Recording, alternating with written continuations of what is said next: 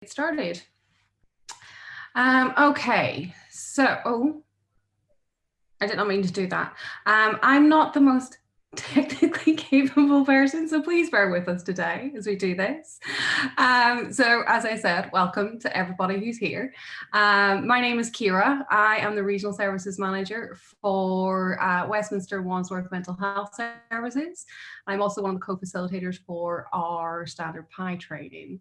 And I'm now going to ask my colleagues to introduce themselves, and I'm going to go with Lou because she's the only other facilitator that I can see, and ask Lou to go next. Hi everyone, I'm Lou. I'm the Learning and Development Manager, and I am here mainly in a technical support capacity. Do you want me to introduce others, Kira? I'll jump in, everyone. Hi, I'm Alex. I'm one of the assistant directors at SHP. I'm responsible for our mental health accommodation services, and I also lead on PI. I'll go next. Hi everyone, I'm Natalie. I'm the clinical psychologist over at King George's Hostel in Westminster. So I'm in-house there 3 days a week. Hello, my name is Innocent Yamba. I'm the team manager for the Westminster Mental Health Services. Here in the capacity as a facilitator, I'm going to be facilitating one of the breakout rooms. And also, yeah, to learn from you as well, guys, how things are going for you with regards to PI. Thank you. Thank you, Innocent. Hi everybody, my name is Kasia. I'm the service manager at Islington Mental Health Accommodation Services, and I'll see some of you in the breakout room. Oh, so we're not going to ask everybody else to introduce yourselves in this big group just because there's so many of us. We now have 34 participants in total. So you will be given a chance to introduce yourselves when we go into the breakout rooms, and we'll talk a little bit more about the breakout rooms when it comes up to those. The aims of our session today. So we are going to give some updates on the next steps for PI. And we're also going to give, most of the time is going to be spent to the breakout rooms where we'll have a chance to think about PI in our services and the challenges we've encountered and to kind of troubleshoot a little bit. So before we go on to the next steps, just some PI etiquette. Not too sure how familiar everybody is with Zoom itself, but hopefully we've all been on Teams quite a lot recently in our lockdown environment. But please give everybody a chance to speak. It's quite difficult online. Once one person's talking, if someone else speaks, that other person gets drowned out. So please stay on mute if you're not talking. Feel free to turn off your video. We won't hold anything against anybody who wants to turn off the video. This session is being recorded, but the breakout rooms will not be recorded. If you need to leave the session, just post a little message in the chat. Usually chat for most people on Zoom is down along the bottom. If you put your mouse over your screen, you should see the little chat bar come up. Please do respect confidentiality. Won't go on too long about this, but you can discuss what's been discussed within the group, but don't assign it to anybody in particular, identify anybody who shared anything. And yes, we're all here to learn, so please share and learn and listen. I think that's it. Any thoughts or questions on Zoom etiquette from anyone? No? Quickly scroll through to see? No? If you do want to raise your hand to speak at any point, again, the raise hand function is down along the bottom. So I'm going to pass over to Alex now, who is going to give us some wonderful updates on PI. And that's me clicking my screen. Hey, updates. Thanks, Kira. So hi everyone, it's really good to have you here with us today. As Kira said, we wanted to give you some updates on kind of where we've got to with PI. I'm sure you can all understand that the last few months with COVID and us all working remotely and in these sort of different ways has kind of really impacted on some of the work that we've been doing. So I just wanted to, I suppose, update on those strands of work that had started at the beginning of the year, and just let you know where we're going forwards. PI hasn't been forgotten. It's not sort of dropped off the radar. we've all just been a little bit more focused on some other things, unfortunately. So first of all, our way of working training, the Pi introductory course, isn't yet online. I'm sure you know that Lou and her team have been doing a huge amount of work of getting as much training online as possible. And that work's going ahead with OWOW at the moment. So our facilitators are currently working to sort of see how we can refigure the course. So the intention is that it's going to become a little bit more modular in the way it's facilitated at the moment. And some of that is going to become much more in depth than what we deliver at the moment face to face. And we're also going to be adding some new content. So we're trying to view this need to deliver online as an opportunity to freshen up a little bit and develop the course a little bit more. And whilst we hope that we'll be able to deliver face to face again at some point early next year, we're also hoping that this work will help us create something which is a bit more of a blended course and is a bit more accessible to all of our staff, so we can deliver in a different way longer term. So that's where we are with training. Reflective practice. I'm sure many of you know that we started an evaluation of reflective practice, predominantly the group reflective practice, early this year. That work has still been going on, albeit at a much slower pace, but we have almost completed the evaluation report. That looks, like I say, predominantly at the group reflective practice, but it's also considering the other forms and structures we have for reflection within the organisation, and makes recommendations about how we can sort of fully embed reflective practice within all of our teams. And how we make sure that group reflective practice is available to all services. So some of you may know that we've had managers groups running, we've had a senior managers group running, we've had reflective practice in some of our accommodation services, and a pilot started in some of the floating sports services, but it's certainly not been something that's been available across the board. And this evaluation makes recommendations about how we can really ensure that it is made available to everyone in a sustainable way, so we don't have stops and starts with it going forwards.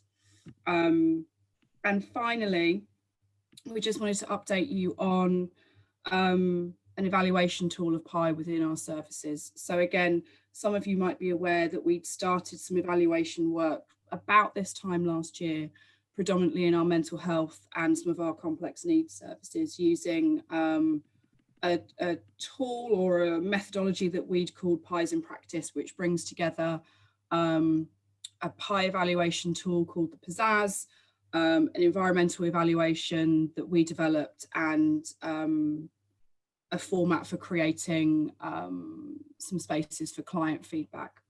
So the intention had been this year that would get rolled out more broadly in different cohorts to services sort of in April, May this year. That obviously didn't happen because of COVID, but the plan is that we will start that work again next month, kicking off with some work within the patch meetings and then more broadly with the teams. So there's quite a lot that's been going on behind the scenes, and quite a lot that we're going to be taking forwards over the next 3 months. So hopefully we can bring a bit of organisational focus back to Pi, and we can just strengthen the work that all you guys have been doing in services. So yeah, I'll hand you back over to Kira, who's going to talk to us a little bit more about the breakout rooms. Thanks, everyone.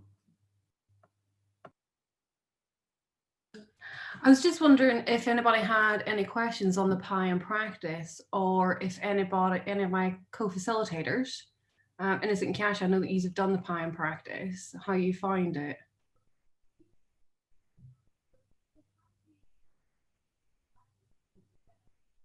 No? Kasha, you're on mute, love. Oh dear. I was just saying apologies, but you broke up a little bit there for me. Can you repeat the question? Yeah, just with the Pi's in Practice, I was wondering if anybody in the group had any questions about that, or if you had any kind of experience that you wanted to share about doing it. I don't have any questions. Well, in terms of experiences, we are still in the process.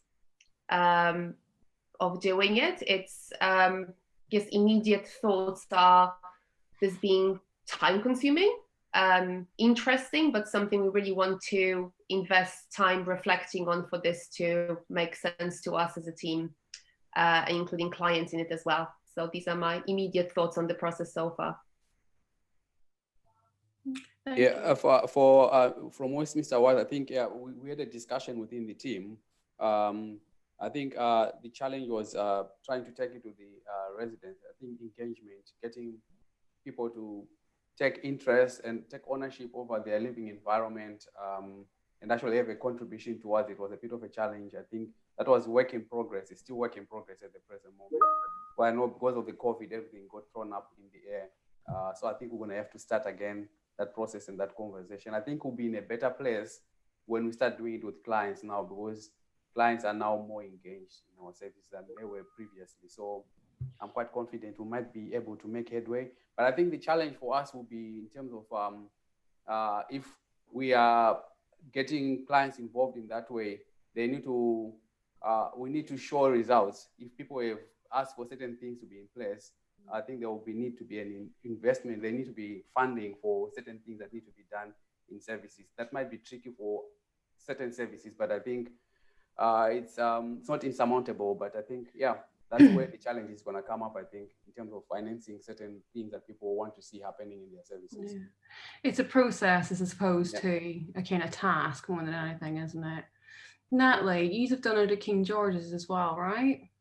Yeah, we did ours at the beginning of this year, and I'd echo what Kasia and Innocent have said. I think it is time consuming, but I think it's a really good investment of time, and I think it's more worth putting the time into it and making sure everybody really understands the concepts and kind of, goes in depth rather than doing sort of a more cursory but less meaningful discussion.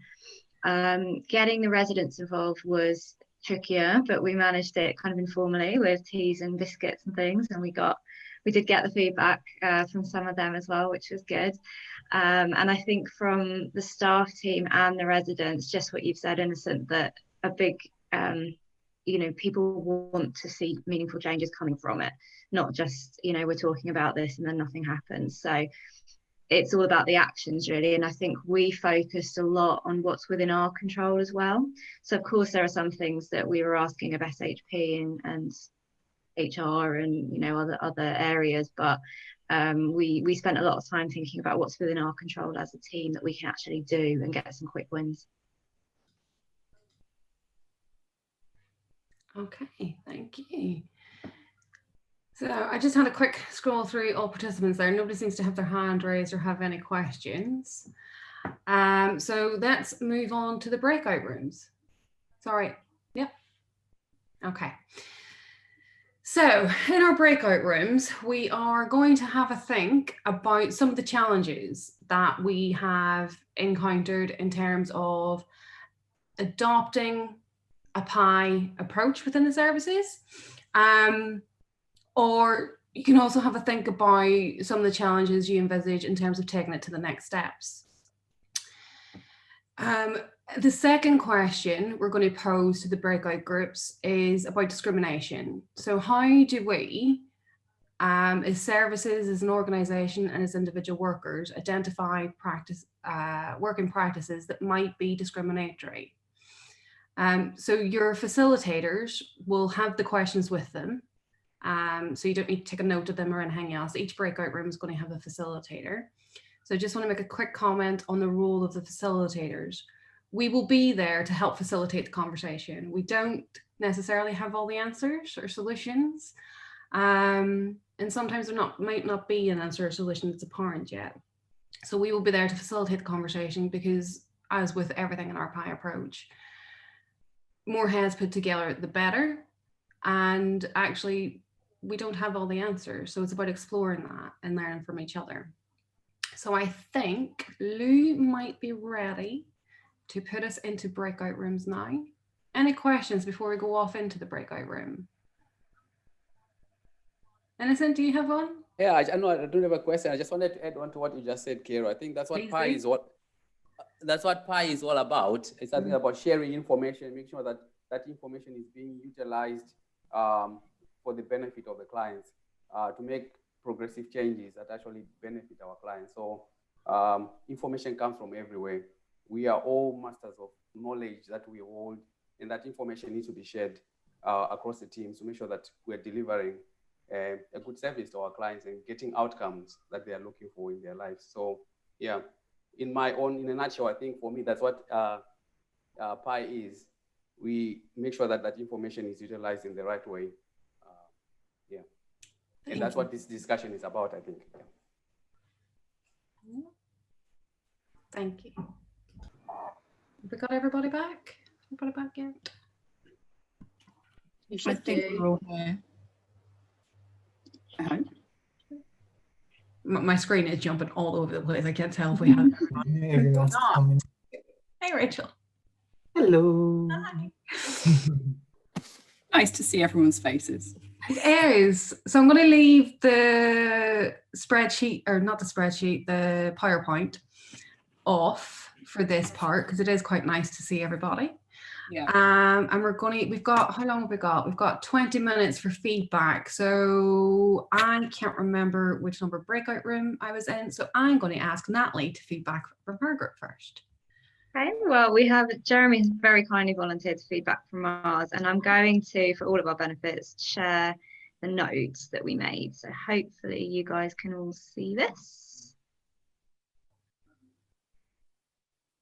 Can you see the notes? Yeah. Is it full screen for you guys, the notes? Missing the top. Yeah, if you scroll up to the top. Over to you, Jeremy.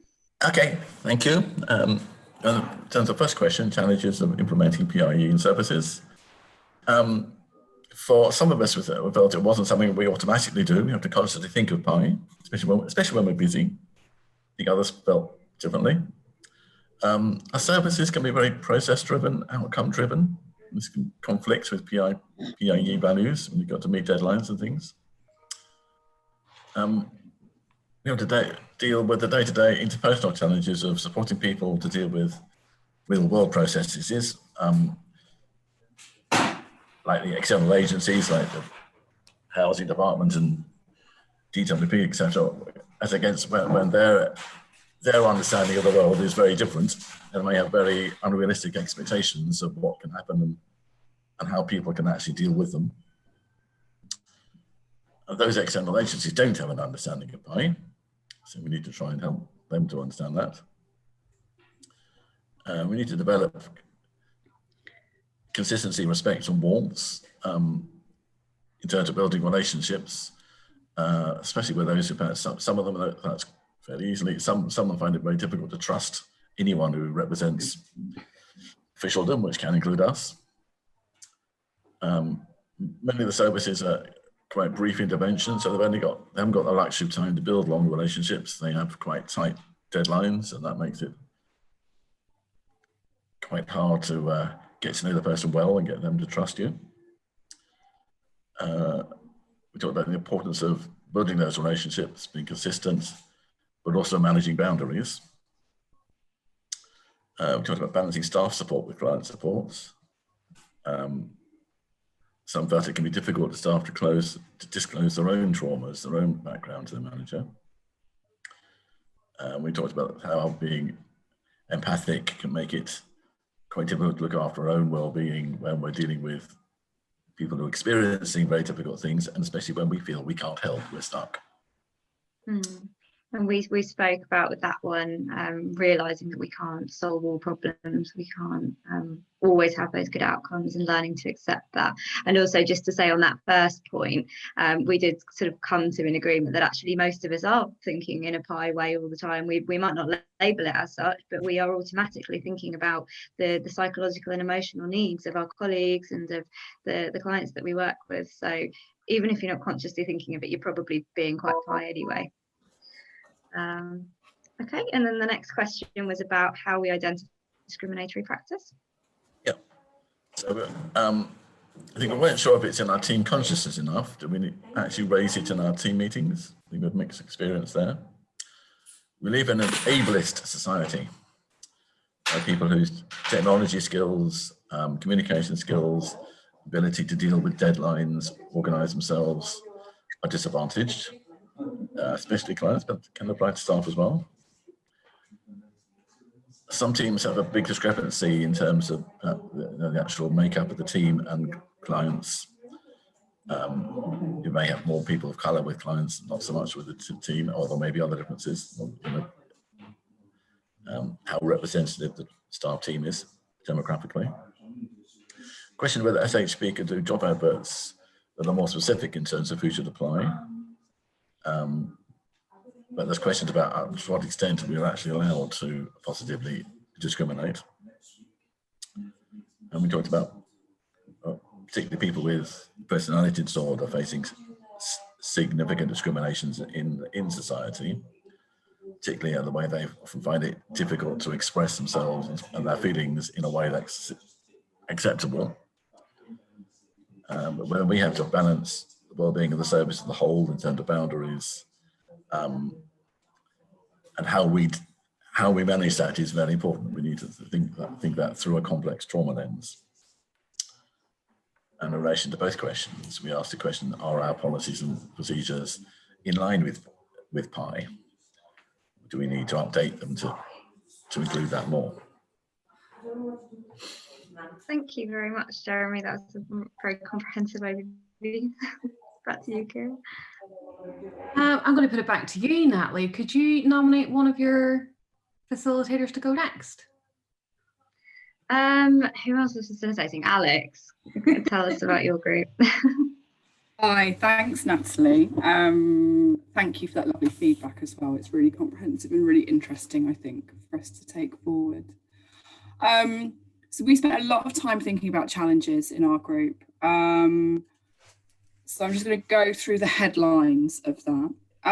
So the first thing we spoke about was buy-in and resistance from staff. So some people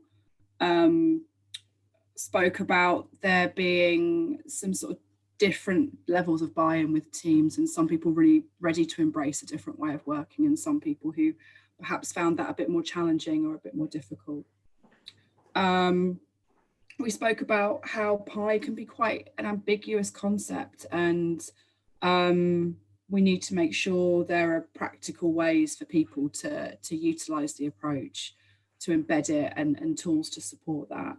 And linked with that, we spoke a lot about fun and creativity, and it doesn't all have to be very serious. We don't have to think about theories and then how we put that into practice. We can use the creativity, which I think is one of our real strengths as an organisation, to help us implement this approach. We spoke about the importance of reflective practice, but other group spaces similar to these to think and learn together. We spoke that one of the challenges at the moment really is the distance, and how some teams are very reliant on Teams and the phone to work with each other and with their clients, and particularly for services opening at the moment, that's more difficult to build relationships with colleagues, and sometimes the work with clients feels like a little bit like we're working in the dark. So it makes it harder to utilise some of the approaches that we want to use. We spoke about safety for clients, safety for staff. In particular, we were thinking about the flexibility that we want to utilise with the people we're supporting, particularly where there is antisocial, challenging behaviour, but how that can make things feel a little bit more unsafe or uncertain for staff, and how when we're bringing that flexibility into our work, we need to be really conscious about how we're making sure that everyone is safe, not just the people we support. And how often as workers, we will go the extra mile, but in our minds, that extra mile can sometimes mean doing more than we're meant to, or working more hours than we're meant to. And so we have to think about ourselves, we have to think about our colleagues, and draw our attention to that. The focus shouldn't only be on our clients. And finally, we spoke about this way of working online on social media as being an opportunity. It's been a challenge in some ways, but it's also an opportunity for us all. And then in terms of discriminatory practice, we spent the majority of this time. But also particularly now, we had experience from floating support teams in particular in relation to this as well, but there was something about challenges associated with small spaces and helping clients feel comfortable and staff feel comfortable using those spaces, privacy issues associated with using spaces that are occupied by a number of people at the same time. We spent some time thinking about building and maintaining relationships with people, and both clients and colleagues, and especially how difficult it has been during COVID. Some things in relation to this have come up already in terms of lack of face-to-face contact with people, both with colleagues and with clients, or having to rely on phone to build and maintain relationships, and not being able to see people in person, not seeing people's body language, not getting those clues from them about how they're feeling at the moment from face-to-face contact. Lack of natural conversations, what was described as natural conversations, especially at the moment where everything is planned, and a bit of an artificial feel to those interactions because of that. There was an interesting point about constant focus on the environment and managing environment at the moment, which takes a lot of mental space and focus, actually, to be constantly thinking about health and safety, physical space, and so on. It's a lot of effort that takes mental space from other things as well. Training, there was some reflection on how we do training at the moment to meet everybody's needs and what kind of training is best suited to being online training and what kind of things you really want to be in a room with people for, and how we manage that in light of training room being quite small. How do we bring it back together at some point?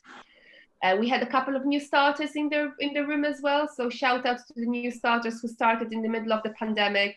It's not easy to build relationships with colleagues in the middle of pandemic, and online as well, where everything turns into a meeting and it's not spontaneous.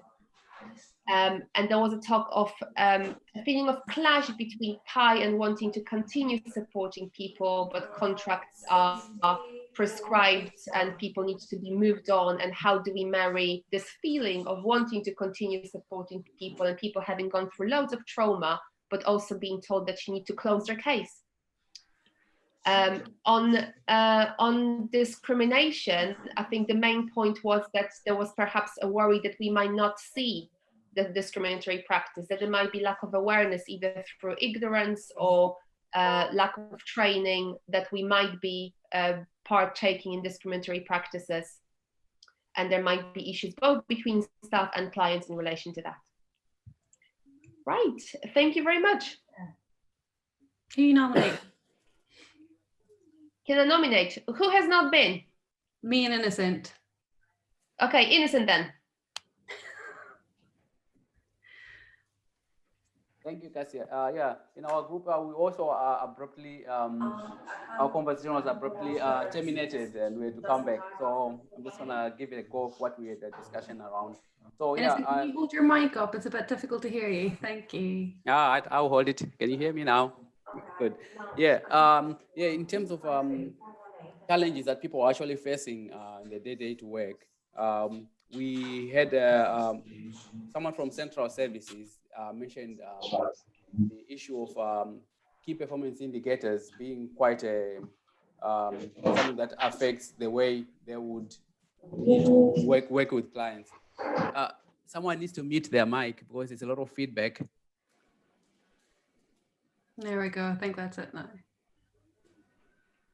Yeah, there was, in terms of, I suppose, senior management having expectations or outcomes, being outcome oriented, and expecting certain key performance indicators to be met, which do not, which are not congruent with the approach of PI when you're trying to deal with certain individuals around people paying their rent, for example, and that being an issue that affects the organization as a whole. People need to pay their rent in order for the organization to stay sustainable. But at the same time, if you are implementing PI, it does have an impact because you need to allow time for certain things to happen and for a client, for people to work with clients to actually deliver the outcome that you're actually looking for. But at the same time, you're expected to deliver results. So that's something that came up. And also social distancing in terms of the environments, because of the present moment with COVID, there's in some services, they're quite small spaces, and people have had to rethink the way they're actually working with clients. That has been challenging in some aspect, but we had one presenter from young people's services. They found that young people have been quite adaptive. They've been able to adapt to new technology in terms of working on tablets and iPhones, making contact with staff. But the lack of face-to-face interventions and interactions has also been a challenge because they do find that young people need to have that attention and contact with staff. So it's been challenging for them.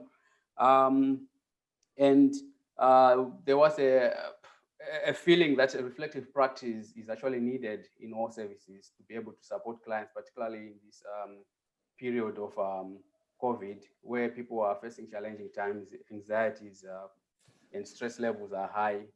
So there's need for that to be cascaded around organization and not just certain services. And it appears certain services are not having reflective practice. And we talked about time being an issue as well. It's a challenge because certain services, like someone mentioned, contracts are specified for a certain period of time, and there's an expectation to have an outcome or deliver a result, which may not necessarily be possible with Pi when you're trying to give people time to build their confidence and build those relationships to be able to get a sustainable long-term result for individuals. There was also a challenge that people actually talked about clients not being in the right frame of mind or the right time to accept the help that is on offer. Some people are not just ready for the support. So that's a challenge if you're trying to implement Pi and work with someone, if they're not willing to engage with the process. A lack of resources also came up, that you may identify certain things that people actually need to progress their case. But then when you turn around it, you're trying to look for the resources to support them to get those outcomes. It's quite challenging sometimes, and it's difficult to get resources for individuals. And in terms of the issue on discrimination, we didn't get to talk a lot about that, but what came up was an issue around people having an opportunity to have reflective practice, to have a forum where everyone can come together and talk about the issues that are actually at hand or issues that are actually impacting on them, so that everyone has an understanding of the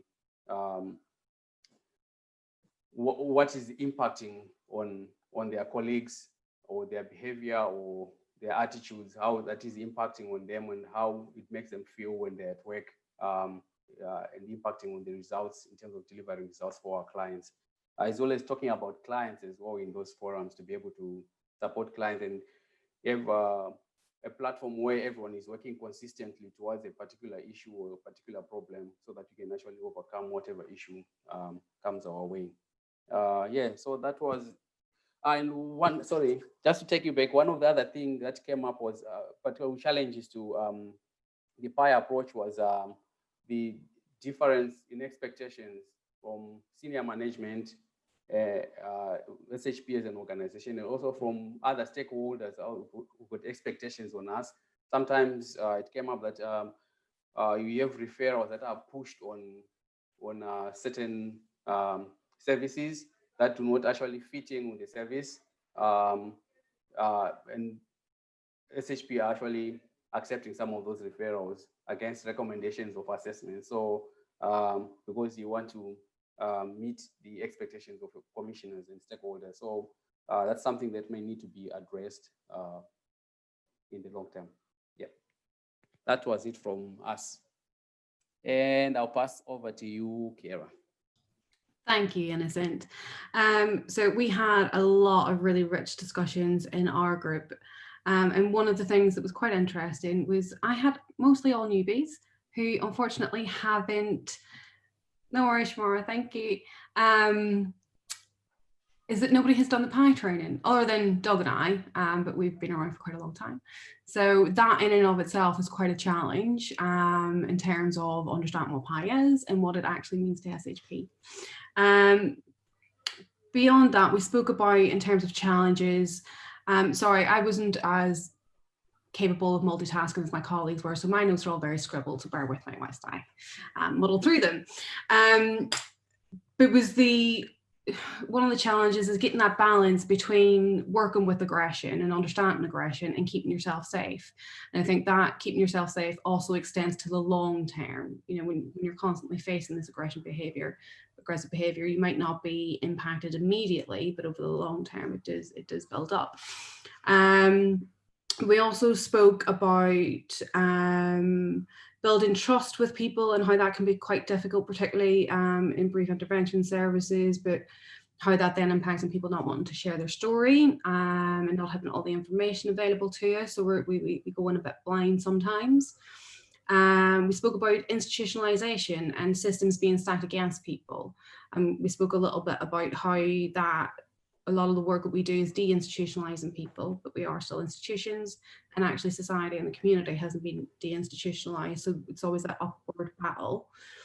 Some other stuff we spoke about was about being viewed as same as statutory services and how that can impact the relationship. And we spoke about people who fall through the net. So we talk about holistic wraparound support, but then these systems are quite difficult for people to access. And we spoke briefly just about how maybe we as an organisation might be able to do more in that. Anybody in my group who wants to correct me on anything on this, please feel free to do so.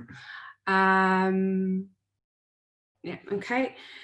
So we also spoke about ways in which some of the things that are within our control. So how, yeah, a lot of our services are process driven, but actually sometimes not imposing your will on someone. Loving the cat, Kasha, can actually help. There's a really good example given of how somebody, you know, wouldn't agree to something happening, but going that extra mile, eventually the relationship was there and those barriers were kind of broken down a bit. And then what we can do and the different ways of being empathetic and listening and stuff. It's not always about these tangible actions that we can do. Sometimes it's about the intangible. And then in terms of discrimination, we spoke about how we don't necessarily have the space or resources to sit and think about that, which I think a few other groups have touched up on as well. But one thing we did identify was the process of reporting and discrimination in the workplace. And we were thinking specifically about racism, but how that process in and of itself is not clear. And the fact that it's not made clear could itself be a form of discrimination, that is, you know, not clearly communicated and not something we all hold in mind on a daily basis. And we also spoke about how we could be unconsciously discriminating against people if we're giving one person more time than someone else. Why are we doing that? We don't really think about it, and there could be levels of discrimination in that. And how it needs to be made priority, and we're not really making it a priority, and that's both within our work and the systems externally that we work in. We often come up against discrimination, and how actually if we were supported more to challenge these systems discriminations and make complaints as and when we see this stuff, then we might see more change a bit quicker. But yeah, was there anything I missed off or have misrepresented in that group? No, that's all good, Kira. Yeah. Okay, cheers, Doug. So yeah, that was us. I'm now going to share, I realize we've gone over time, but just 2 more minutes for anybody who can stay, 5 minutes maybe. Alex is just going to update us on some more next steps from that. So if I share my screen again. Thanks, Kira. I'm going to start talking while you're sharing. Thank you.